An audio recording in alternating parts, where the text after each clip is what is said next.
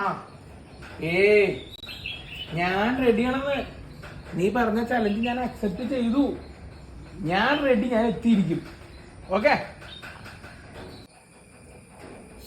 Hello, എങ്ങോട്ട് പോണ കാര്യം പറയണേ? എന്തെന്ന് ചലഞ്ച്? ഇവിടെ വിളിച്ചിരിപ്പുണ്ടായ? ഒന്നുമില്ല നമ്മുടെ കൂട്ടുകാരനെ ഒരു ചലഞ്ച് വെച്ചിട്ടുണ്ടേ. ആ ചലഞ്ച് അക്സെപ്റ്റ് ചെയ്യണമെങ്കിൽ 2000 രൂപ തരാന്ന് പറഞ്ഞു. അപ്പൊ അത് ഞാൻ ഓക്കെ പറഞ്ഞതാ. ചലഞ്ചാ? എന്ത് ചലഞ്ച്? അതായത് ഈ സെമിത്തേരിയില്ലേ, സെമിത്തേരിയിൽ രാത്രി 12 മണി 1 മണിയാകുമ്പോൾ ഒറ്റയ്ക്ക് പോയി കിടക്കുകയാണെങ്കിൽ അവർ 2000 രൂപ തരാന്ന് പറഞ്ഞു. ഞാൻ അപ്പം തന്നെ ആയി കൊടുത്തു.